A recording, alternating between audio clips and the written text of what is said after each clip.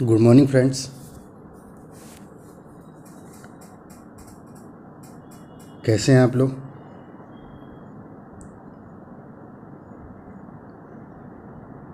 मैं ये आशा करता हूँ कि आप लोगों ने अभी तक मेरे डाले गए जितने लेक्चर हैं वो आपने देख लिए होंगे। और आज से हम लोग क्लास 10th की ज्योमेट्री शुरू करने की सोच रहे हैं। क्लास 10th की ज्योमेट्री, ठीक है। और इसके अंदर हम लोग सबसे पहले जो चीज़ लिए हैं वो लिए हैं हम लोग सिमिलर ट्रायंगल्स, ठीक। और इस सिमिलर ट्रायंगल को हम लोग धीरे धीरे अलग अलग पार्ट में समझने की कोशिश करेंगे कि इसमें से कितने टाइप के क्वेश्चन बन सकते हैं और आपको सिमिलर ट्रायंगल में क्या आना चाहिए। और सिमिलर ट्रायंगल पढ़ने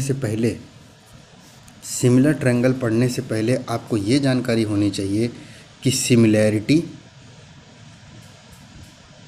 और कॉन्ग्रुएंसी इनके अंदर क्या अंतर है। और मैं आपको याद दिलाऊं तो कॉन्ग्रुएंसी के बारे में आपने क्लास 9 में पढ़ा था और सिमिलैरिटी के बारे में अब आप पढ़ेंगे। तो हमें इस बात की जानकारी ज़रूर रहनी चाहिए कि सिमिलैरिटी ऑफ द फिगर क्या होता है और कॉन्ग्रुएंसी ऑफ द फिगर क्या होता है। तो मैं आपको सबसे पहले इन दोनों की डेफिनेशन समझाने की कोशिश करता हूँ। अगर आपसे कोई कहे कि मेरा फिगर कॉन्ग्रुएंट फिगर है तो इसका मतलब ये हुआ कि it's corresponding angles are equal.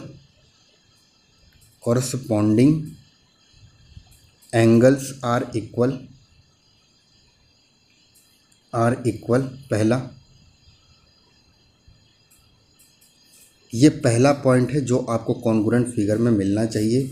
Corresponding क्या होता है वो मैं आपको बताता हूँ। अभी आप समझिए कि कॉन्ग्रुएंट फिगर तभी होते हैं जब हमारे उनके एंगल, कॉरस्पॉन्डिंग एंगल इक्वल हो। और सेकंड, कॉरस्पॉन्डिंग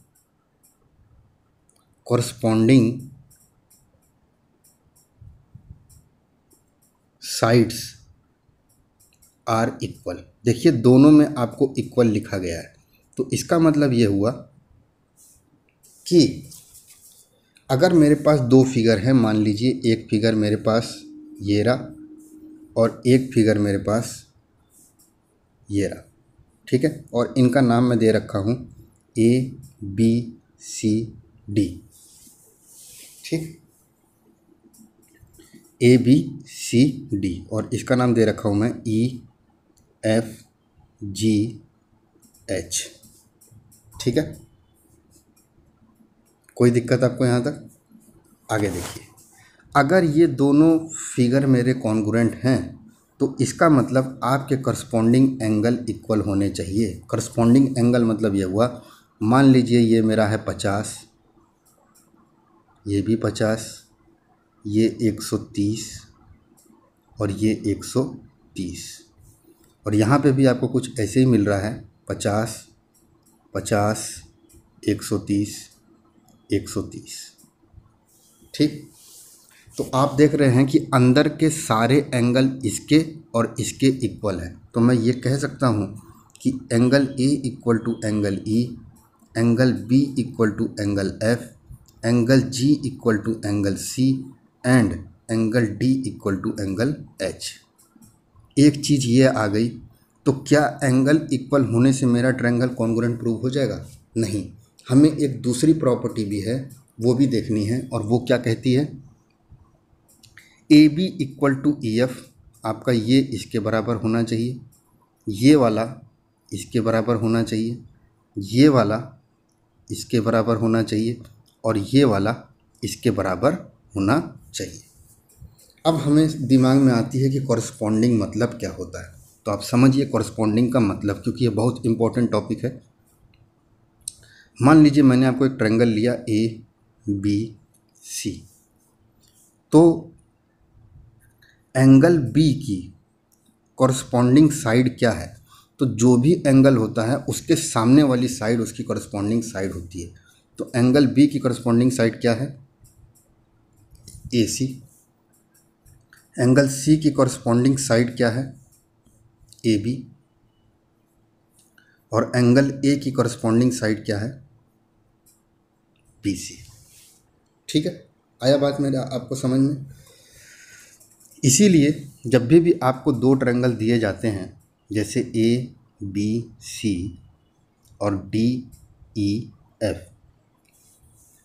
और आपको उन्होंने क्वेश्चन में बोल रखा है कि एंगल ए एंगल डी के बराबर है, एंगल बी एंगल ई के बराबर है, और एंगल सी एंगल एफ के बराबर है। ठीक है, इसके साथ साथ आपका ए बी, देखिए एंगल ए का करस्पॉन्डिंग साइड क्या है? BC, और एंगल डी का करस्पॉन्डिंग साइड क्या है? EF। अगर BC इक्वल टू EF हो गया, AC इक्वल टू DF हो गया, और AB इक्वल टू DE हो गया, तो आपका ट्रायंगल कॉन्ग्रुएंट प्रूव हो जाएगा।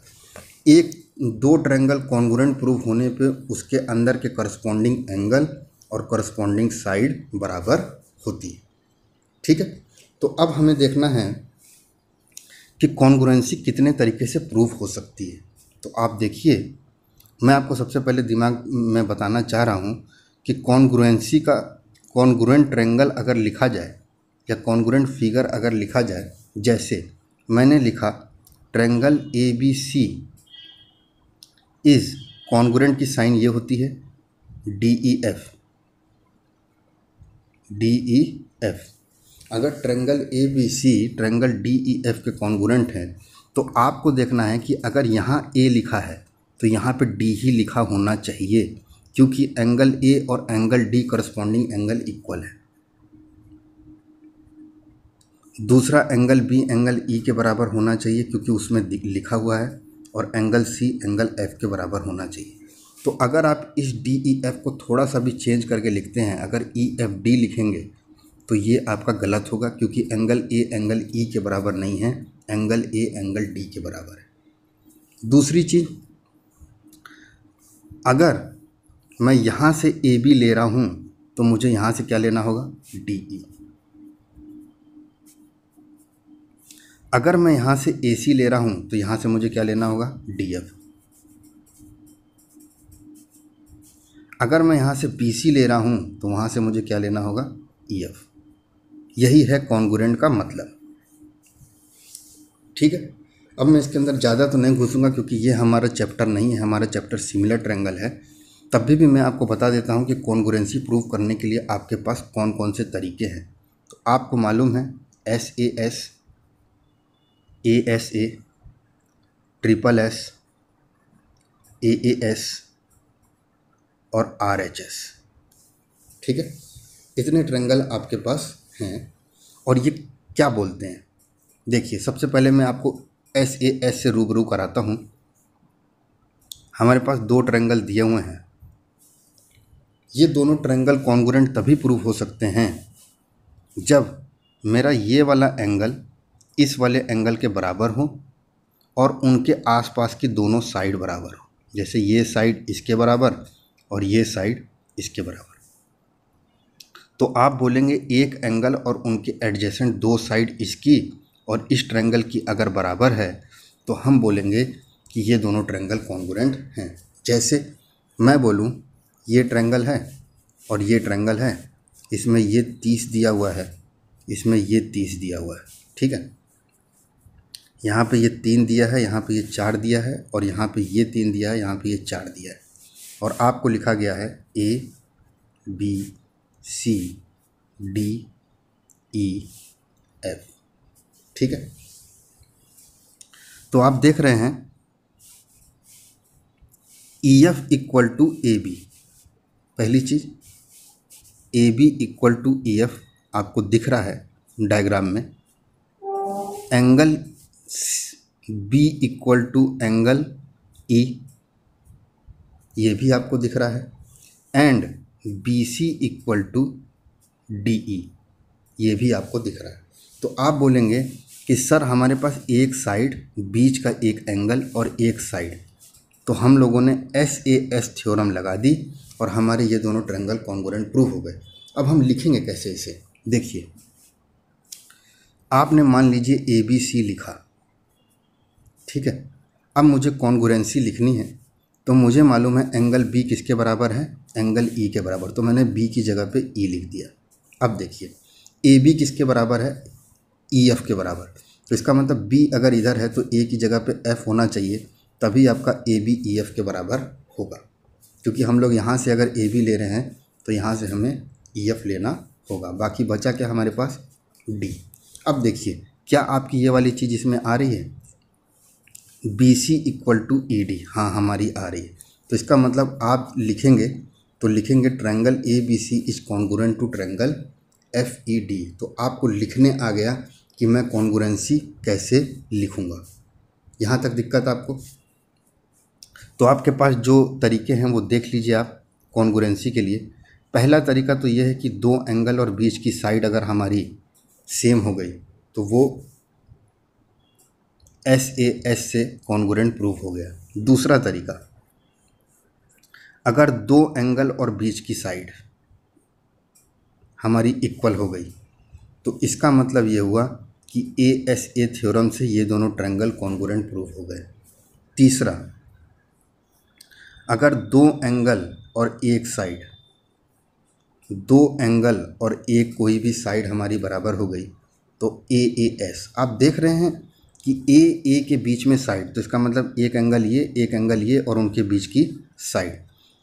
SAS मतलब दो साइड और उनके बीच का एंगल। AAS मतलब दो एंगल और फिर एक साइड। और RHS मतलब क्या होता है, RHS मतलब होता है कि आपके पास अगर दो राइट एंगल ट्रायंगल हैं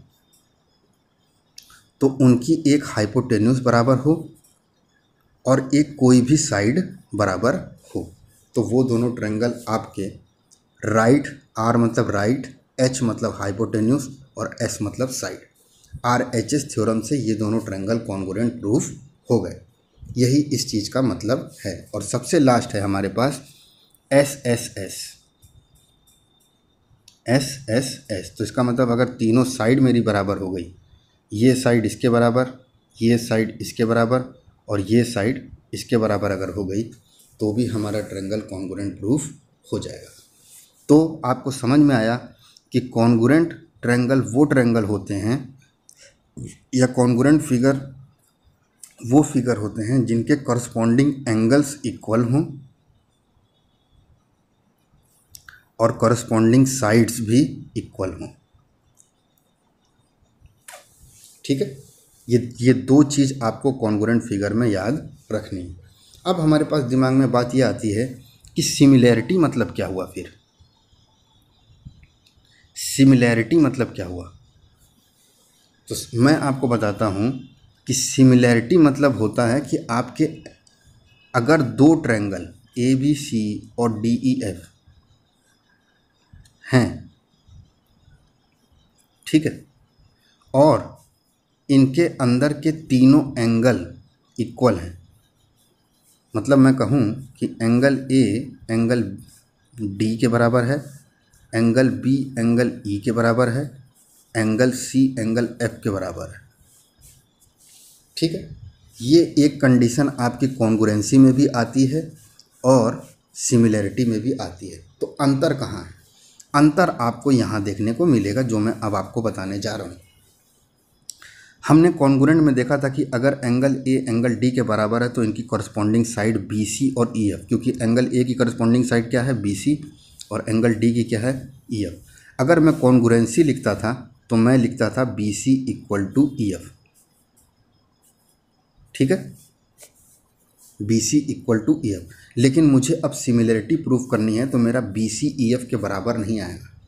मेरा BC जो आएगा, मान लीजिए मेरा ये 2 है तो ये होगा मेरा 4। ठीक है, मान लीजिए ये मेरा 4 है तो ये होगा मेरा 8, और मान लीजिए मेरा ये 6 है तो ये होगा मेरा 12। तो इसका मतलब क्या हुआ समझिए आप, इसका मतलब मैं आपको बताता हूँ।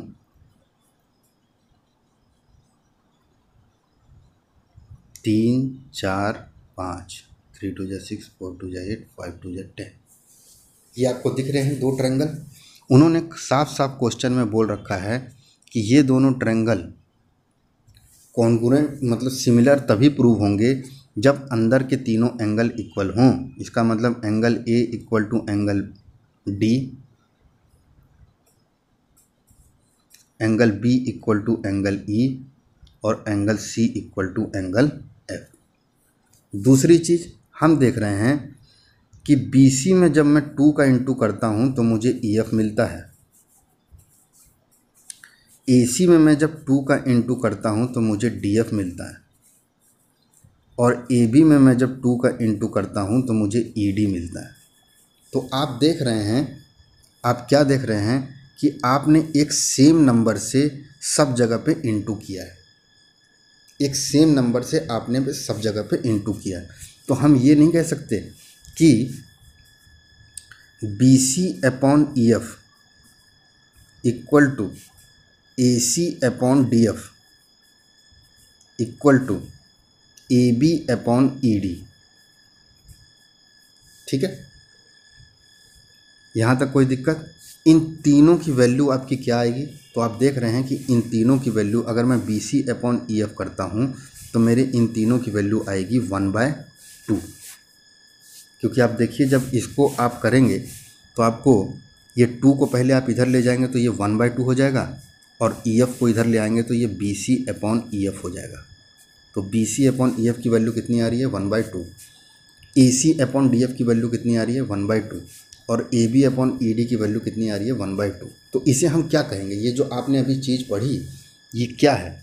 ये कह रहा है कि अगर दो ट्रायंगल आपके सिमिलर होंगे या कोई भी फिगर सिमिलर होंगे तो उनके अंदर उनके करस्पॉन्डिंग एंगल इक्वल होने चाहिए जैसे कॉन्ग्रुएंट में होते हैं। दूसरा, और जो एंगल की करस्पॉन्डिंग साइड्स हैं, एंगल की जो करस्पॉन्डिंग साइड्स हैं वो आपकी क्या होनी चाहिए? अगर इक्वल होगी तो कॉन्ग्रुएंसी। तो एक वर्ड आता है प्रपोर्शनल। प्रपोर्शनल मतलब उन सब का रेशियो जो है वो सेम होना चाहिए। प्रपोर्शनल की स्पेलिंग आप देख लीजिए, प्रपोर्शनल। और प्रपोर्शनल मतलब होता है कि उनका रेशियो या उनका अनुपात सेम होना चाहिए। और अनुपात मतलब क्या होता है?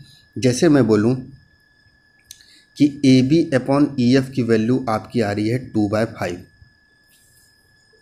ठीक है, तो BC अपॉन DE की वैल्यू भी आपकी 2/5 आनी चाहिए। ठीक है, और AC अपॉन DF की वैल्यू भी आपकी 2/5 आनी चाहिए। आप देख रहे हैं कि इन तीनों का रेशियो जो है, जो करस्पॉन्डिंग साइड्स होती हैं उनका रेशियो आपका बराबर आना चाहिए।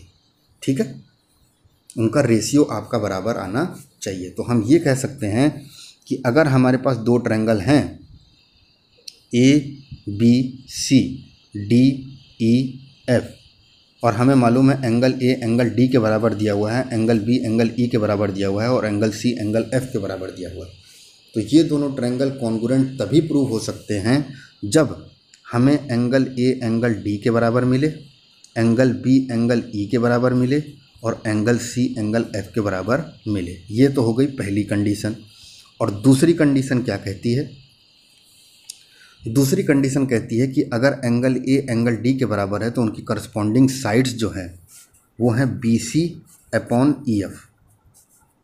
A की करस्पॉन्डिंग साइड क्या है? BC और D की EF। इनका रेशियो, एंगल B की करस्पॉन्डिंग साइड क्या है? AC और एंगल E की करस्पॉन्डिंग साइड क्या है? DF। एंगल C की करस्पॉन्डिंग साइड क्या है? AB और एंगल F की करस्पॉन्डिंग साइड क्या है? DE। ये तीनों का रेशियो जो है आपका, जब BC की जो लेंथ दी होगी और EF की जो लेंथ दी होगी उनका रेशियो आपका बराबर आया तब जाके आपका कॉन्ग्रुएंट या सिमिलर प्रूफ होगा। तो सिमिलैरिटी में हम रेशियो देखते हैं और कॉन्ग्रुएंसी में हम इक्वल चेक करते हैं। तो आपको मैं क्वेश्चन देता हूं, आप उससे समझने की कोशिश करिए।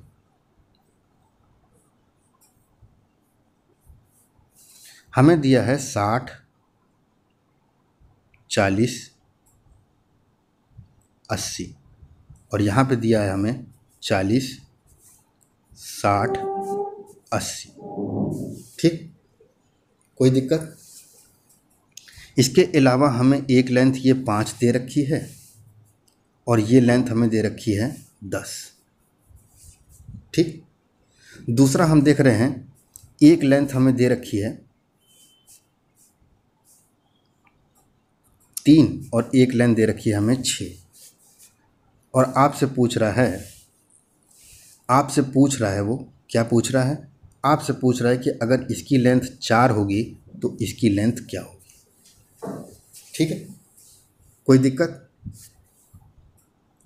आपको दिखने में लग रहा है कि 60 के सामने ये 3 है और ये 60 के सामने 6 है। ठीक है, 80 के सामने ये 5 है, 80 के सामने ये 10 है। ठीक है, तो आप देख रहे हैं कि 3 में जब मैं 2 का गुणा करता हूँ तो मुझे 6 मिलता है, 5 में मैं जब 2 का गुणा करता हूँ तो मुझे 10 मिलता है। तो इसका मतलब तो यही हुआ कि 4 में मैं जब 2 का गुणा करूँगा तो मुझे ये वाला x मिल जाएगा, क्योंकि 40 के सामने 4 है और यहाँ 40 के सामने x। तो 4 में भी मुझे 2 का गुणा करना होगा, क्योंकि मेरे ये दोनों ट्रायंगल सिमिलर हैं। तो आपके इसकी लेंथ क्या आ जाएगी? 8। इसकी लेंथ क्या आ जाएगी? 8। कोई दिक्कत? तो आपको दिखने में ये लग रहा है कि अगर मेरे को सिमिलर दिया गया है तो ज़रूरी नहीं है कि उनकी साइडें बराबर हों। अगर साइडें बराबर होती हैं तो हम कॉन्ग्रुएंसी देखते हैं, लेकिन अगर साइडें अनुपात में हो, जैसे 3 2 जा 6, 4 2 जा 8, 5 2 जा 10, तो आप देख रहे हैं कि हर में मुझे 2 का गुणा करना है। अगर इनमें से एक में भी आपने 3 का गुणा या 4 का गुणा कर दिया तो वो आपका कॉन्ग्रुएंसी नहीं होगा। सेम रेशियो से आपको गुणा करना है। इसीलिए बोला जाता है कि AB/BC इक्वल टू BC और AC। ठीक है, यहाँ पे हो जाएगा आपका DE, EF और DF। इन तीनों का रेशियो जब आप डिवाइड करेंगे तो वो सेम आना चाहिए, सेम आना चाहिए, चाहे कुछ भी आए, लेकिन तीनों का सेम आना चाहिए। यही होता है आपका सिमिलर का मतलब।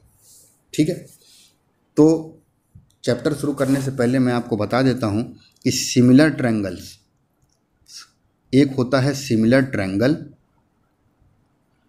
और एक होता है कॉन्ग्रुएंट ट्रायंगल। तो कॉन्ग्रुएंट ट्रायंगल तो वो होते हैं जिनके एंगल भी इक्वल हों, all corresponding angles are equal and corresponding sides are equal.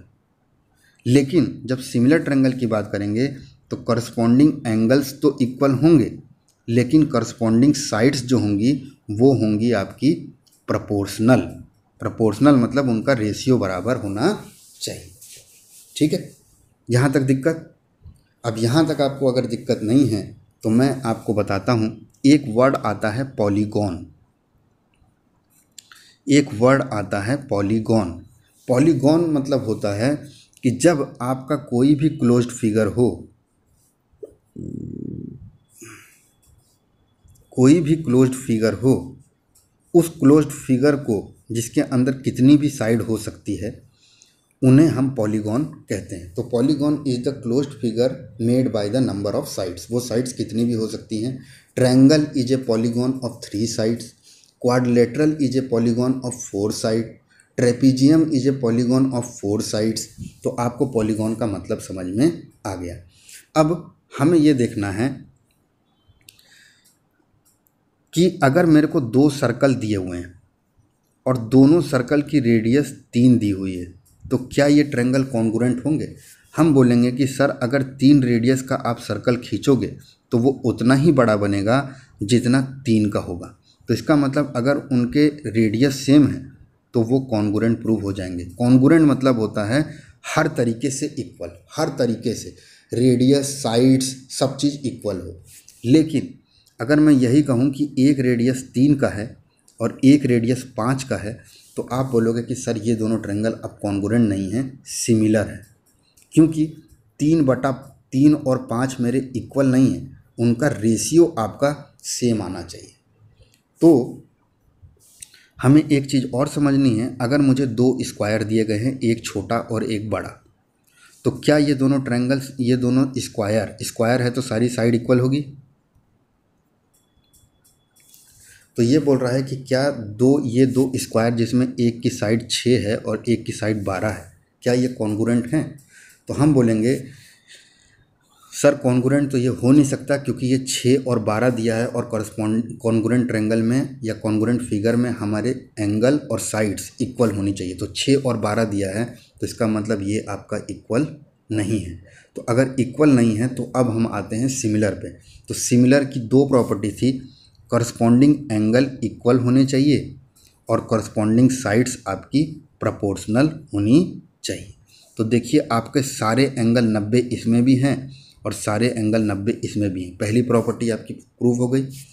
दूसरी प्रॉपर्टी कहता है कि हर जगह पे आपके करस्पॉन्डिंग साइड का प्रोपोर्शनल होना चाहिए। देखिए आप यहाँ पे सारे 6 हैं और यहाँ पे सारे 12, ठीक। तो आप देख रहे हैं हर में आपको 2 का गुणा करना है, हर में आपको 2 का गुणा करना है तो आपको 12 मिलेगा। तो इसका मतलब 6/12 आपको हर जगह पे 1/2 मिल रहा है हर साइड में। ये साइड में 6/12, ये साइड में 6/12, ये साइड में 6/12 और ये साइड में 6/12। तो इसका मतलब दो ट्रायंगल अगर वो अनइक्वल साइड के हों या दो स्क्वायर अगर वो अनइक्वल साइड के हों तो इसका मतलब वो स्क्वायर फिर क्या होंगे, सिमिलर होंगे। आइए अब इसी तरीके से इक्विलेटरल ट्रायंगल पे, इसकी 6 लेंथ दे रखी है तो इसका मतलब इक्विलेटरल ट्रायंगल की सारी लेंथ इक्वल होगी और इसमें दे रखी है 3 3 3, ठीक। और आपसे पूछ रहा है क्या ये दोनों ट्रायंगल कॉन्ग्रुएंट हैं? तो हमें मालूम है इक्विलेटरल ट्रायंगल के सारे एंगल इक्वल होते हैं। तो पहली प्रॉपर्टी तो कॉन्ग्रुएंसी की भी यही है कि करस्पॉन्डिंग एंगल इक्वल हो। तो करस्पॉन्डिंग एंगल इक्वल हमें दोनों में मिलते हैं तो इसका मतलब पहली वाली प्रॉपर्टी आपको सेटिस्फाई कर रही है। अब आते हैं करस्पॉन्डिंग साइड पे। क्या मेरा 6 3 के बराबर है? नहीं, 6 का आधा है वो। तो 6/3 आपको इधर भी मिल रहा है, 6/3 आपको इधर भी मिल रहा है और 6/3 आपको इधर भी मिल रहा है। आपको हर जगह पे जो रेशियो मिल रही है वो 2 की मिल रही है। इसका मतलब अगर मैं इसमें इंटू 2, इसमें इंटू 2, इसमें इंटू 2 करूँगा तो मेरे को 6 6 6 मिल जाएगा। तो आपको समझ में आया कि ये दोनों ट्रायंगल क्या है मेरे, सिमिलर हैं, ना कि कॉन्ग्रुएंट। कॉन्ग्रुएंट तब होते जब ये भी मेरे को सारे 6 दिए होते। कोई दिक्कत? कोई दिक्कत नहीं। तो आपको समझ में आ गया होगा। अगर कोई आपको लिखता है ट्रायंगल ABC, अब देखिए सिमिलैरिटी की साइन होती है ये और ट्रायंगल ABC कॉन्ग्रुएंट की साइन होती है ये। तो ट्रायंगल ABC अगर आपका ट्रायंगल DEF के कॉन्ग्रुएंट है और ट्रायंगल नहीं सिमिलर है और ट्रायंगल ABC आपका ट्रायंगल FED के कॉन्ग्रुएंट हैं तो इसका मतलब क्या हुआ? इसका मतलब हुआ, ध्यान से समझिए, अब लास्ट बार मैं आपको ये चीज़ बता रहा हूँ, आपको समझ में आनी चाहिए। अगर मेरा सिमिलर है तो मेरे एंगल जो हैं करस्पॉन्डिंग एंगल इक्वल होने चाहिए। तो अगर यहाँ A लिखा है तो वो D के बराबर होना चाहिए। एंगल B आपका एंगल E के बराबर होना चाहिए और एंगल C आपका एंगल F के बराबर होना चाहिए, ठीक है। ये तो हो गई पहली प्रॉपर्टी कि आपके सारे करस्पॉन्डिंग एंगल इक्वल होने चाहिए अगर मेरा वो ट्रायंगल सिमिलर हो। और दूसरी प्रॉपर्टी ये कहती है कि आप अगर यहाँ से AB की लेंथ ले रहे हैं तो यहाँ से DE की लेंथ लेंगे और ये दोनों बराबर नहीं होनी चाहिए। इनका रेशियो वही आएगा जो रेशियो आपका BC अगर लेंगे तो EF के बराबर हो और अगर AC लेंगे तो वो किसके बराबर हो, DF के बराबर हो। इनका रेशियो आपका, जब AB को आप DE से डिवाइड करेंगे, BC को आप EF से डिवाइड करेंगे और AC को DF से डिवाइड करेंगे तो हर का रेशियो जो है वो सेम आना चाहिए। हर का रेशियो जो है सेम आना चाहिए, तब जाके वो ट्रायंगल सिमिलर होंगे। अब आइए आप कॉन्ग्रुएंसी पे। तो कॉन्ग्रुएंसी में ये वाली कंडीशन क्या यहाँ पे लिख सकते हैं? नहीं, क्योंकि यहाँ पे FED लिखा हुआ है तो इसका मतलब एंगल A किसके बराबर होगा, एंगल F के बराबर। एंगल B किसके बराबर होगा, एंगल E के बराबर। और एंगल C किसके बराबर होगा, एंगल D के बराबर। तो इसका मतलब अगर कॉन्ग्रुएंट दिया है तो करस्पॉन्डिंग एंगल इसमें भी इक्वल होते हैं और सिमिलर दिया है तो करस्पॉन्डिंग एंगल इसमें भी इक्वल होते हैं। तो अंतर कहाँ आता है? अंतर आता है आपका यहाँ पे। यहाँ पे ए बी की लेंथ एफ ई के रेशियो के बराबर नहीं होगी। कॉन्ग्रुएंट बोल रहा है तो ए बी आपका एफ ई के बराबर होगा। सिमिलर बोलता तो ए बी अपॉन आप डी ई करते, लेकिन अगर कॉन्ग्रुएंट बोला है तो वो इक्वल होगा। बी सी किसके बराबर होगा? ई डी के बराबर। और ए सी किसके बराबर होगा? एफ डी के बराबर। ठीक है, तो आपको मेरे ख्याल से अब समझ में आ गया होगा कि कॉन्ग्रुएंसी और सिमिलैरिटी में क्या अंतर है।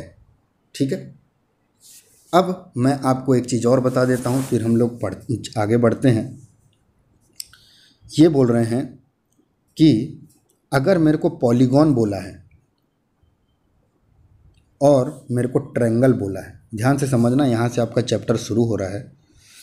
तो पॉलीगॉन अगर हमें सिमिलर प्रूफ करने हैं, दो पॉलीगॉन सिमिलर तभी होंगे जब उनके करस्पॉन्डिंग एंगल इक्वल हों और करस्पॉन्डिंग साइड्स आपकी प्रोपोर्शनल हो। करस्पॉन्डिंग मतलब आप समझ ही गए होंगे कि एंगल के सामने वाली साइड प्रोपोर्शनल होनी चाहिए। तो ये दोनों कंडीशन आपकी सेटिस्फाई जब होगी तभी वो दोनों पॉलीगॉन आपके सिमिलर होंगे। Both condition must be satisfied to prove the polygon similar. ठीक है, ट्रायंगल एक स्पेशल केस होता है। ट्रायंगल एक स्पेशल केस होता है जो ये कहता है कि इन दोनों में से आइदर 1 और 2, चाहे तो आप उनका रेशियो बराबर प्रूफ कर दें या तो उनका एंगल बराबर प्रूफ कर दें। तो मैं आपको कहूँ कि मेरे को ये दो ट्रायंगल दिए गए हैं, ठीक, और मुझे यहाँ पे दिया है 3, 4, 5, 6, 8, 10 ये दिया है, और यहाँ पे मुझे दिया है 40, 70, और यहाँ पे मुझे दिया है 70,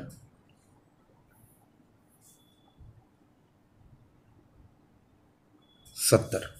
ठीक है, और इनके नाम भी हम लिख लेते हैं क्योंकि अब आप समझ लीजिए, A B C D E F ये आपको दिया हुआ है।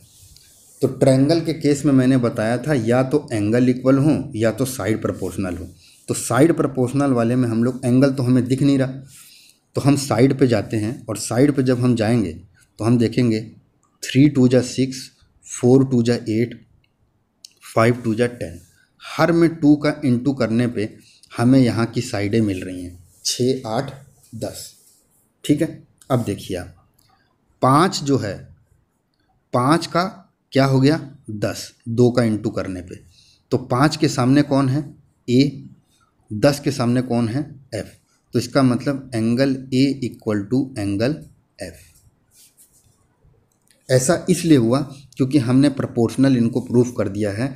हर जगह पे आपको चाहे तो आप 3/6 करें, चाहे तो 5/10 करें, और चाहे तो 4/8 करें, आपको आंसर हमेशा 1/2 ही मिल रहा है। इसका मतलब आपका रेशियो हर जगह पे सेम आ रहा है।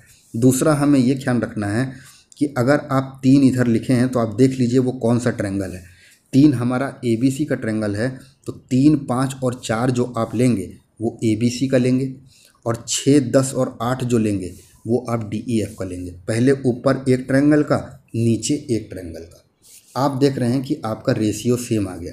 तो मैंने आपको बताया कि ट्रायंगल के केस में या तो एक एंगल इक्वल प्रूफ कर दो या तो करस्पॉन्डिंग साइड्स का रेशियो बराबर कर दो।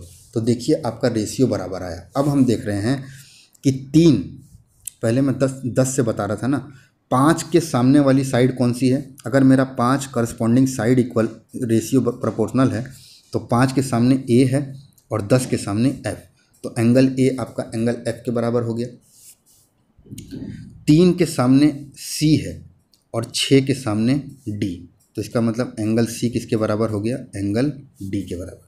तो इसका मतलब एंगल बी किसके बराबर हो जाएगा? एंगल ई के बराबर। तो आप लिखेंगे AC B is similar to, A के सामने कौन है? एफ, सी के सामने कौन है? डी, और बी के सामने कौन है? ई। मेरी बात आपको समझ में आई?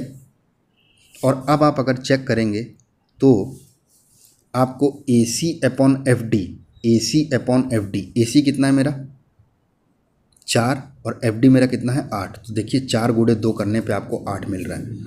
B C upon D E या C B upon D E, तो सी बी मेरे को 5 है और डी ई मेरे को 10 है। देखिए 5 में 2 का गुणा करने पे तो आपको समझ में आ रहा होगा कि सिमिलैरिटी मतलब क्या होता है और कॉन्ग्रुएंसी मतलब क्या होता है। कोई बंदा अगर आपको ये लिख के दिया है triangle A B C is similar to triangle Q R P, तो इसका मतलब तो यही हुआ कि A B upon Q R, B C upon R P और A C upon Q P या तो ये बराबर हो जाएं तब भी हमारा सिमिलर प्रूफ हो गया, या एंगल ए एंगल क्यू के बराबर हो जाए, एंगल बी एंगल आर के बराबर हो जाए और एंगल सी आपका एंगल पी के बराबर हो जाए। इन दोनों में से कोई भी एक चीज़ प्रूव हो गई तो आपका ट्रायंगल सिमिलर हो गया। लेकिन ट्रायंगल को छोड़कर अगर और कोई भी चीज़ आई, कोई और पॉलीगॉन आया जो 3 साइड से ज़्यादा है, तो वहाँ पे ये दोनों कंडीशन आपकी सेटिस्फाई करनी चाहिए। ट्रायंगल के केस में या तो आपका रेशियो बराबर हो जाए या तो आपका एंगल बराबर हो जाए, आप उसे सिमिलर प्रूफ कर दोगे। ठीक है, तो मेरे ख्याल से यही आपका चैप्टर है जो आपको समझना है। आइए अब हम पीडीएफ की तरफ चलते हैं और मैं ये उम्मीद करता हूँ कि आप लोगों के पास पीडीएफ पहुँच गई होगी। चीज़ों को हमें ये नहीं देखना कि वो कितना अच्छे से प्रेजेंटेड हुआ है, हमें ये देखना है कि उसके अंदर के जो इंग्रेडिएंट्स हैं या जो हमें लेक्चरर जो चीज़ बता रहा है वो चीज़ क्या हमारे काम की है। इंग्रेडिएंट्स मतलब जो मैं आपको बता रहा हूँ। तो presentation is not important but the quality is important in every lecture. कोई भी लेक्चर अगर इंसान दे रहा है तो उसकी सबसे पहले ऑडियो क्वालिटी आपकी सही होनी चाहिए और वीडियो क्वालिटी सही होनी चाहिए। अब आपको मेरे को ये चीज़ की क्वेरी आई थी कि चीज़ें सर आप बोर्ड पे भी तो बता सकते हो, तो मैंने आपको ये बताने की कोशिश करी कि बोर्ड पे मैं उतनी एफिशिएंटली आपको वो चीज़ें नहीं बता पाऊँगा जो चीज़ मैं यहाँ पे बताने की कोशिश कर रहा हूँ।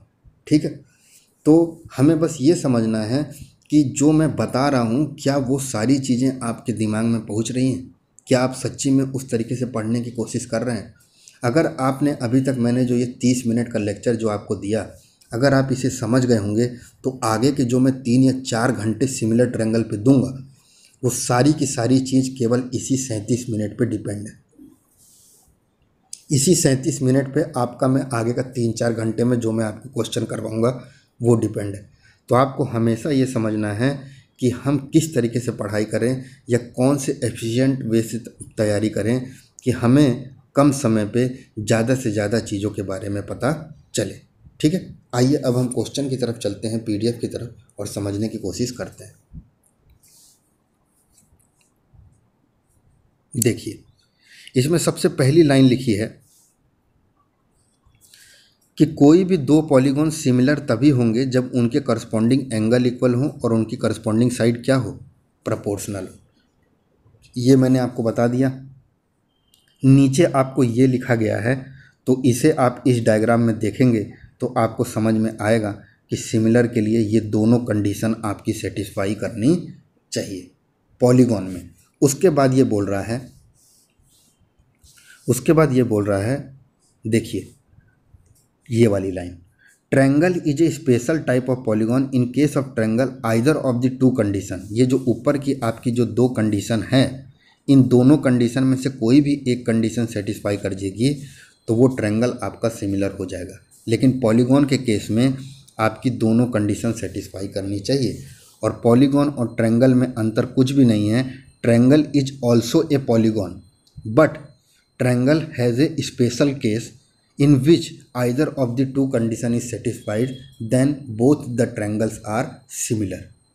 But in polygon which has more than 3 sides, triangle में कितनी साइड होती है 3, तो more than 3 sides, ऐसा पॉलीगॉन जिसमें 3 साइड से ज़्यादा हो, जैसे देखिए इसमें 5 है तो ये हो गया आपका पॉलीगॉन।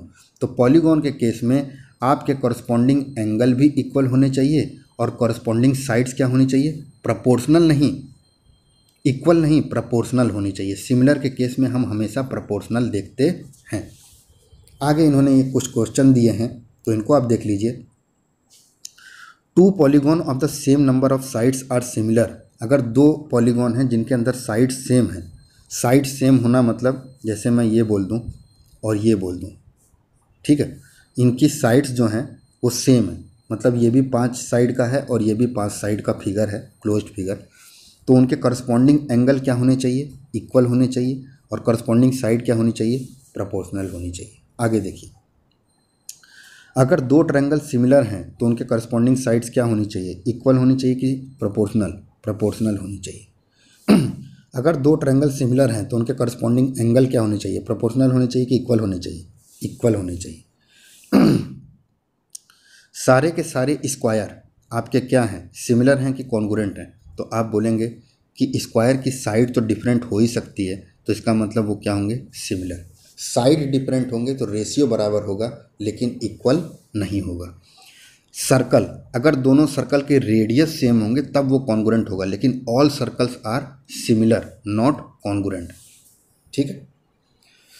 तो आपको सिमिलैरिटी का मतलब पता चल गया। अब सिमिलैरिटी को प्रूफ करने के लिए कुछ आपको थ्योरम्स दी गई हैं, तो आपको अब मैं सबसे पहली थ्योरम की तरफ ले जा रहा हूँ और आपको ये थ्योरम समझनी है, और थ्योरम समझ के इसके अंदर से जो प्रॉपर्टी निकली है उसे अपने दिमाग में आपको बैठा लेना है, क्योंकि उसी प्रॉपर्टी की मदद से हम सारे सवाल करेंगे। तो इन्होंने जो प्रॉपर्टी बोली है, देखिए इसमें ये बोल रहे हैं, सबसे पहले तो इसका नाम देखिए आप, ये बोल रहे हैं बेसिक प्रोपोर्शनैलिटी थ्योरम और थेल्स थ्योरम। तो आपको ये क्वेश्चन या तो थेल्स थ्योरम प्रूव करने के लिए आएगा या तो फिर basic proportionality theorem, basic proportionality theorem. और प्रोपोर्शनैलिटी मतलब क्या हुआ, रेशियो, कुछ रेशियो के बारे में थ्योरम है जो हमें समझनी है। तो ये रेशियो के बारे में जो थ्योरम है वो क्या कह रहा है, ये कह रहा है कि if a line drawn parallel to one side of a triangle intersecting the other two sides then it divides the two sides in the same ratio. समझिएगा ये क्या कह रहा है, ये बोल रहा है कि अगर आपके पास एक ट्रायंगल है, ध्यान से समझिएगा, एक ट्रायंगल है और इस ट्रायंगल में आपने यहाँ से एक साइड खींची पैरेलल,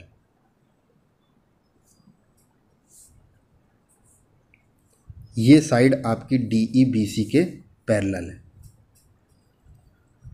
तो आपको प्रूफ क्या करना है, इन्होंने बोला तो इनका रेशियो जो है वो सेम आएगा, रेशियो जो है वो सेम आएगा। अगर ये लाइन यहाँ से जा रही है तो अगर ये 2 और 4 है तो ये 4 और 8 होना चाहिए। क्यों, क्योंकि 2/4 और 4/8 दोनों का रेशियो जो है वो 1/2 ही आता है। आई मेरी बात समझ में, ठीक है।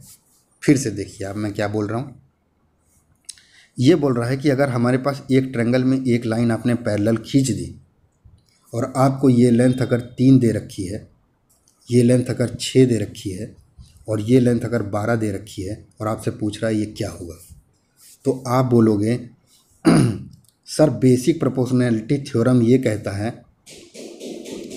कि AD/DB का जो रेशियो आएगा वही रेशियो हमारा AE/EC का आएगा।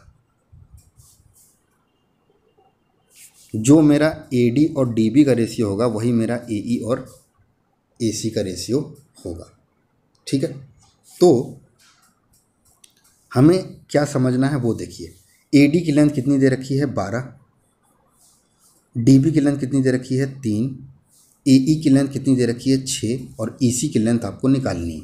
6 2 12, तो x की वैल्यू कितनी आ गई 3/2, x की वैल्यू कितनी आ गई 3/2 मतलब 1.5। आई बात मेरी आपको समझ में यहाँ तक, कोई दिक्कत?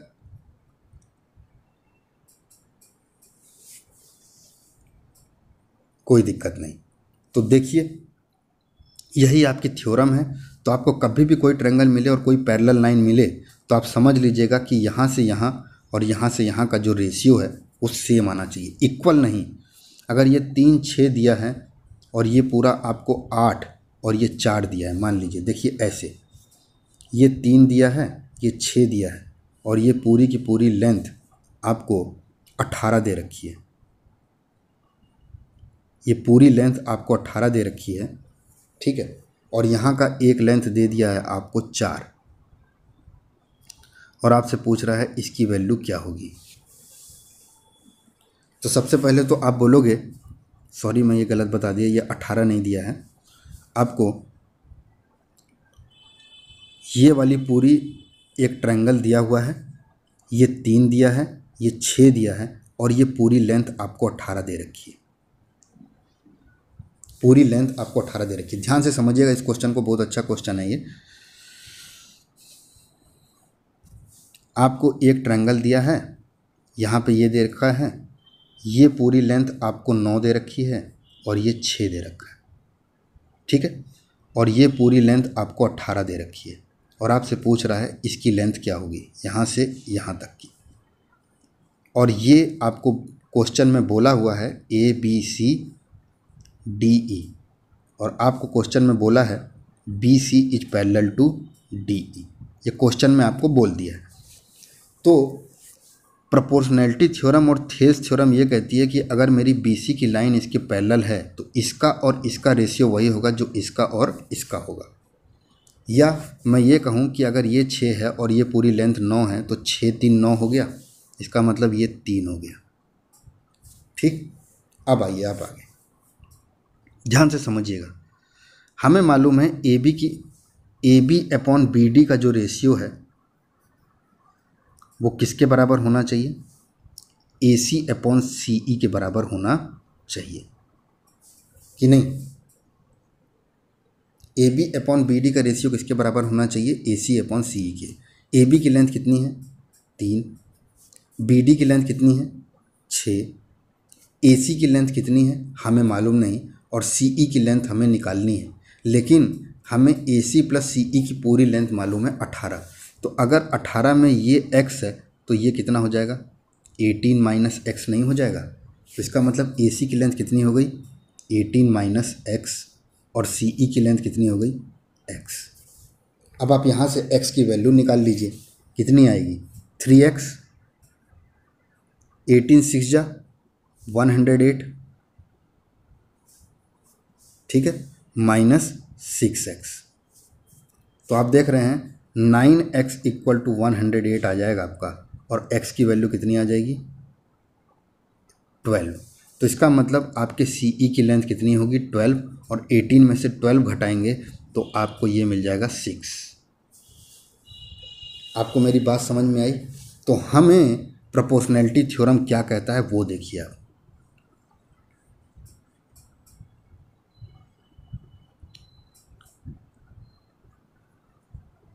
अगर मेरा DE BC के पैरेलल है तो मेरी जो कंडीशन है वो क्या क्या है ये समझिए आप। मैंने आपको एक पहले ही बताया कि अगर ये पैरेलल है तो AD अपॉन DB का जो रेशियो है वो AE अपॉन EC के बराबर होगा। अब हम इसी प्रॉपर्टी का इस्तेमाल कर कर 2-3 प्रॉपर्टी और निकालेंगे जिसे हम समझने की कोशिश करेंगे। आइए देखिए क्या है वो। अगर मेरा AD और DB का रेशियो और AE अपॉन EC का रेशियो बराबर है तो मैंने क्या किया, मैंने दोनों में एक जोड़ दिया, दोनों में एक जोड़ दिया। तो अगर आप एक जोड़ेंगे तो AD अपॉन DB प्लस 1 करने पे आपको AD plus DB upon DB मिलेगा, और AD प्लस DB कितना हो गया AB upon DB, AB upon DB। कोई दिक्कत, कोई दिक्कत नहीं। तो यही हमें समझना है कि प्रोपोर्शनैलिटी थ्योरम के प्रयोग से हम सारी चीज़ें निकाल सकते हैं, और वो क्या है देखिए। अब मैं आपको बताता हूँ जो हम अभी तक समझे। अगर DE मेरा BC के पैरेलल है तो मेरा, अगर मैं यहाँ से AD ले रहा हूँ तो यहाँ से मुझे कितना लेना होगा AE, यहाँ से मैं BD ले रहा हूँ तो यहाँ से मुझे कितना लेना होगा EC। तो इसका मतलब AD अपॉन DB का रेशियो किसके बराबर हो गया AE अपॉन EC के, पहला, ठीक। दूसरा देखिए, अगर मैं यहाँ से पूरा AB ले रहा हूँ तो वहाँ से मुझे पूरा क्या लेना होगा, AC। अगर मैं यहाँ से BD ले रहा हूँ तो यहाँ से मुझे क्या लेना होगा, EC। ये भी हमारा बराबर है। और देखिए, अगर मैं यहाँ से BD ले रहा हूँ तो यहाँ से मुझे क्या लेना होगा, EC। ठीक है। अब मैं यहाँ से AB ले रहा हूँ, चाहे BA लो चाहे AB लो, बात एक ही है। तो यहाँ से आपको क्या लेना होगा, AC। ये भी आपका इक्वल है। तो हम देख रहे हैं कि रेशियो आपका इक्वल होना चाहिए। ठीक है। एक बार फिर देखिए जो मैं आपको समझाने की कोशिश कर रहा हूँ। ये आपको 3 दिया है, ये आपको 4 दिया है, और ये पूरी लेंथ आपको 10 दे रखी है। ठीक है। और आपसे पूछ रहा है इस x की वैल्यू क्या होगी। ठीक है। आपको ये वाली लाइन इसके पैरेलल है, ये लाइन इसके पैरेलल है। तो आप बोलोगे सर अगर मैं यहाँ से पूरा 10 लूँगा तो यहाँ से मुझे क्या लेना होगा, 7। 4 और 3 कितना हो गया, 7। तो मैं एक जगह पे 10 लिया तो दूसरी तरफ मुझे क्या लेना होगा, 7। आगे देखिए, यहाँ से अगर मैं x लूँगा तो यहाँ से मुझे क्या लेना होगा, केवल 3, क्योंकि x के साथ आपका 3 है। आपका आंसर अब भी आ गया। 7x equal to 30, x equal to 30/7। कोई दिक्कत? तो यही आपकी प्रोपोर्शनैलिटी का थ्योरम है जो ये कहती है। अब आप लास्ट में देख लीजिए क्या कहती है ये। अगर A B C D E आपको दिया हुआ है तो AB/AD अगर आप लेंगे, AB/AD आप लेंगे तो आपको AE लेना होगा और AC लेना होगा। अब आप देख रहे हैं AB और AC, AB और AC, सॉरी मैं गलती कर दिया, ये होगा। ठीक है। AB हमने लिया यहाँ से तो यहाँ पे क्या लिया हमने, AC। AD लिया हमने तो यहाँ से क्या लिया, AE। अब देखिए आप, AB और AC के साथ एक ट्रायंगल है BC, तो इसका मतलब आपका BC जो है वो आपके किसके बराबर होगा, DE के रेशियो के बराबर होगा। ये आपकी प्रोपोर्शनैलिटी थ्योरम है। आई बात मेरी समझ में आपको? ठीक है। अब हम इसी को प्रूफ करेंगे कि ये चीज़ कैसे है। तो देखिए, हम आपने प्रोपोर्शनैलिटी थ्योरम अगर समझ ली तो क्या कहता है ये देखिए। इन्होंने बोला कि अगर मेरा ये DE की लाइन इसके पैरेलल है तो मेरे को प्रूफ क्या करना है, AD/DB का रेशियो AE/EC के रेशियो के बराबर होगा। तो इन्होंने प्रूफ करने के लिए, देखिए प्रूफ इसको कैसे करना है आप समझिए, इसको बहुत आसान है ये प्रूफ। ये हमें ट्रायंगल दिया है ABC और मैंने क्या किया, इनको जोड़ दिया, कंस्ट्रक्शन किया हूँ मैं ये। ठीक, इनको मैंने जोड़ दिया और उसके बाद एक लाइन मैंने ये यहाँ से परपेंडिकुलर गिरा दी, इसको नाम दे दिया F, और एक लाइन मैंने यहाँ से परपेंडिकुलर गिरा दी, इसको नाम दे दिया G। ठीक है। कोई दिक्कत? कोई दिक्कत नहीं। अब आप मुझे कुछ कुछ चीज़ें बताइए, पहले हम उसको समझने की कोशिश करते हैं। एरिया ऑफ ट्रायंगल ADE आप बताइए मुझे, और एरिया ऑफ ट्रायंगल BDE बताइए मुझे, और एरिया ऑफ ट्रायंगल DEC बताइए मुझे। ये 3 चीज़ पहले आप मुझे बताने की कोशिश करिए।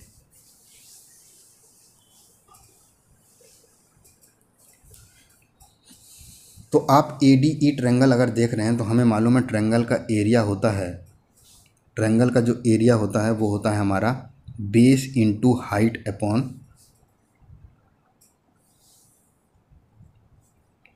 Base into height upon 2। ठीक। तो ADE के केस में अगर हम आएँ तो ADE ट्रायंगल हमारा कुछ ये वाला है,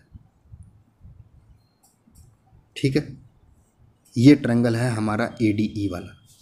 अब हमें ADE में अगर मैं बेस ले रहा हूँ AD, तो AD के बेस पे मेरे इस वर्टेक्स से एक परपेंडिकुलर गिर रही है जिसका नाम है EF। कोई दिक्कत? तो हम ये बोल सकते हैं AD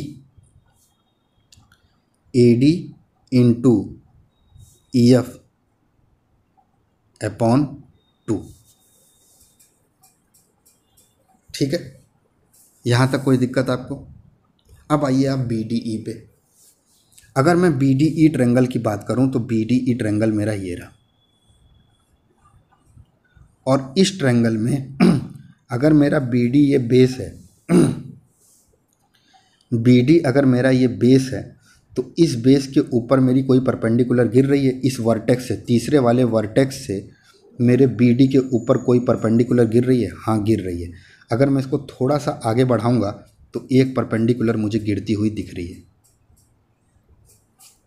तो हम बोलेंगे कि BDE का अगर एरिया होगा तो वो होगा BD into EF upon 2।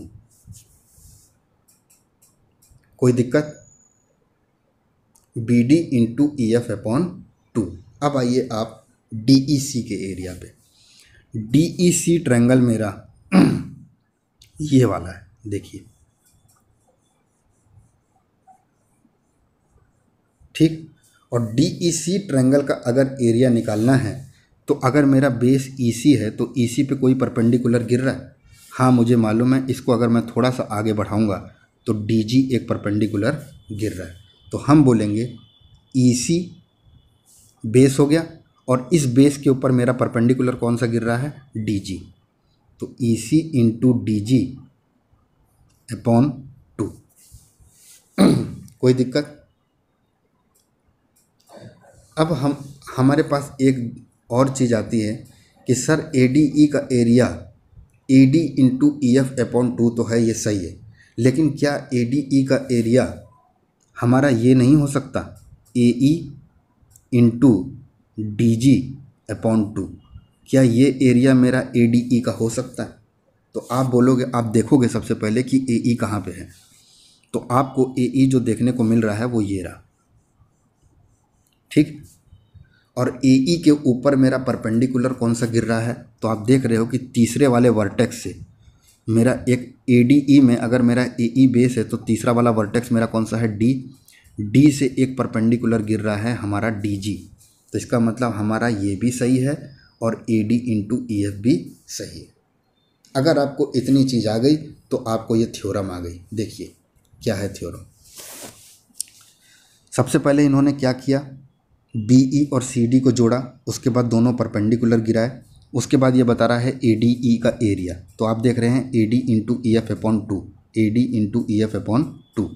DBE का एरिया, तो DB इंटू EF हमारा परपेंडिकुलर है अपॉन 2। DBE मेरा ये रहा और परपेंडिकुलर मेरा ये रहा। यहाँ तक दिक्कत? कोई दिक्कत नहीं। अब देखिए, अगर मैं ADE और DBE को डिवाइड कर दूं तो हाफ से हाफ मेरा कैंसिल हो जाएगा, EF से EF कैंसिल हो जाएगा, और आपको क्या मिलेगा? AD upon DB। अब आइए आप इस तरफ। ये तो हो गया लेफ्ट साइड। आपने क्या क्या लिया? एक ट्रायंगल ये लिया और एक ट्रायंगल ये लिया। अब आइए आप राइट साइड पे। राइट साइड में एक ट्रायंगल आप ये लेंगे और एक ट्रायंगल आप ये लेंगे। तो ADE का एरिया निकालते वक्त हम देख रहे हैं क्या देख रहे हैं कि AE हमें बेस मिला और उसके ऊपर तीसरे वर्टेक्स से हमें परपेंडिकुलर मिला DG। तो AE इंटू DG अपॉन 2 हो गया। और DEC का एरिया जो नीचे वाला ये है, इसमें हमें मालूम है कि इस DEC के एरिया के लिए अगर EC मेरा बेस है तो परपेंडिकुलर मेरा DG होगा, ठीक है। तो आप देख रहे हैं दोनों में आपको वही परपेंडिकुलर मिला, तो इसमें भी DG कैंसिल हो जाएगा, हाफ हाफ कैंसिल हो जाएगा, AE अपॉन EC आ जाएगा, ठीक है। कोई दिक्कत? यहाँ तक कोई दिक्कत? अब देखिए आप, हमें ये वाला एक चीज़ दिख रहा है और ये वाला एक चीज़ दिख रहा है। हम देख रहे हैं ADE दोनों में है, DBE और DEC, ये रहा मेरा DBE और ये रहा मेरा DBC। तो एक प्रॉपर्टी आपने क्लास 9th में पढ़ी होगी कि अगर मेरे पास दो पैरेलल लाइन हैं तो इन दोनों पैरेलल लाइन के अंदर एक ही बेस पे, मान लीजिए ये मेरा बेस है, इसी बेस पे मेरे पास दो पैरेललोग्राम हैं। एक पैरेललोग्राम मेरा ये रहा और एक पैरेललोग्राम मेरा ये रहा, या कोई भी दो क्वाड्रिलेटरल हैं लेकिन दोनों सेम बेस में। अगर पैरेलल लाइन हमारी सेम रहती है तो हमारी हाइट हर जगह सेम रहती है। तो इसका मतलब इस वाले के लिए, एक इस वाले पैरेललोग्राम के लिए और एक इस वाले पैरेललोग्राम के लिए, दोनों पैरेललोग्राम के लिए आपकी हाइट सेम है। तो हाइट सेम होने के कारण ये जो बेस है वो भी हमारा सेम है, तो आपका एरिया सेम होता है। कहने की बात ये हुई कि कोई भी दो पैरेलल लाइन के बीच में हमें जितने भी क्वाड्रिलेटरल मिलेंगे, जैसे मैं बोलूँ यहाँ पे A, B, C, D और E दिया हुआ है, तो मैं बोलूँगा AB बेस पर एक मेरे को ABCD क्वाड्रिलेटरल मिल रहा है और इसी AB बेस पर मुझे एक ABFC क्वाड्रिलेटरल मिल रहा है। तो इन दोनों क्वाड्रिलेटरल का एरिया जो है वो सेम होगा। यही केस आपका ट्रायंगल के लिए भी होता है। अगर मेरे को दो पैरेलल लाइन दी हैं तो इन दोनों पैरेलल लाइन के बीच में चाहे कितने भी ट्रायंगल हों, मान लीजिए ये AB है और ये CDE है, तो मैं बोलूँगा अगर मेरी को ये दिया हुआ है कि AB पैरेलल टू EC है, तो इसका मतलब ये हुआ कि ADB का एरिया, ACB का एरिया और AEB का एरिया मेरा सेम होगा। क्यों? क्योंकि एरिया का फॉर्मूला होता है half into base into height. Base मेरी तीनों ट्रायंगल के लिए AB मिल रही है, चाहे मैं ADB पकड़ूं, चाहे ACB पकड़ूं, चाहे AEC पकड़ूं।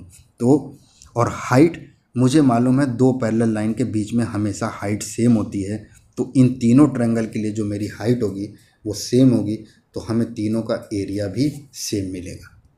एरिया सेम मिल गया तो इसका मतलब आपका ये DBE और DEC, DE हमें BC के पैरेलल दिया हुआ है, क्वेश्चन में बोला है उसने, तो इसका मतलब इन दोनों ट्रायंगल का एरिया भी आपका सेम होगा।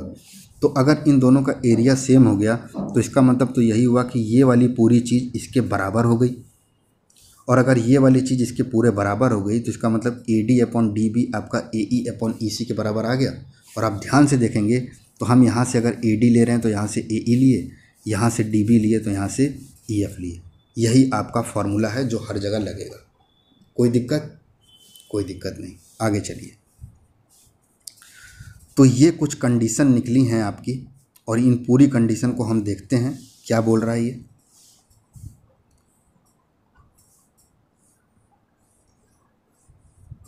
ABCDE, ठीक है, ध्यान से देखिएगा। DE अगर BC के पैरेलल दिया हुआ है तो क्या होगा। AD अगर हमने लिया तो DB लेना होगा, उसके साथ पहला वाला केस बता रहा हूँ, और AE लिया तो EC लेना होगा। ये केस आपको समझ में आ गया। दूसरा देखिए, अगर मैं यहाँ से DB ले रहा हूँ तो वहाँ से मुझे क्या लेना होगा, EC। अगर मैं यहाँ से AD ले रहा हूँ तो वहाँ से मुझे क्या लेना होगा, AE। ये तब होगा जब आपकी DE लाइन BC के पैरेलल दी हो, तब का ये केस है। तो ये भी कंडीशन आपको समझ में आ गई। तीसरे पे आइए, अगर मैं ये पूरा AB ले रहा हूँ तो वहाँ से मुझे क्या लेना होगा, पूरा AC। मैं अगर यहाँ से AD ले रहा हूँ तो वहाँ से मुझे क्या लेना होगा, AE। अगर मैं यहाँ से AD ले रहा हूँ, ये वाले केस पे आइए, तो यहाँ से मुझे क्या लेना होगा, AE। यहाँ से अगर AB ले रहा हूँ तो वहाँ से मुझे क्या लेना होगा, AC। पाँचवें पे आइए, अगर मैं यहाँ से पूरा AB ले रहा हूँ तो यहाँ से मुझे क्या लेना होगा, पूरा AC। यहाँ से मैं अगर DB ले रहा हूँ तो वहाँ से मुझे क्या लेना होगा, EC। छठवें पे आइए, यहाँ से अगर मैं DB ले रहा हूँ तो वहाँ से मुझे क्या लेना होगा, EC। यहाँ से अगर मैं AB ले रहा हूँ तो वहाँ से मुझे क्या लेना होगा, AC। यही है आपकी प्रोपोर्शनैलिटी और थेल्स थ्योरम, जो आपने अब अच्छे से समझ ली। ठीक है, तो ये हमारा पहला लेक्चर था इसके ऊपर, और इसे आप बहुत ध्यान से देखिएगा और समझने की कोशिश करिएगा जो हमने प्रयास किया है। जब आपको ये चीज़ समझ में आ जाएगी तभी आप अगले लेक्चर की तरफ बढ़िएगा। तब तक आप लोग अपना ख्याल रखिए। बहुत बहुत धन्यवाद।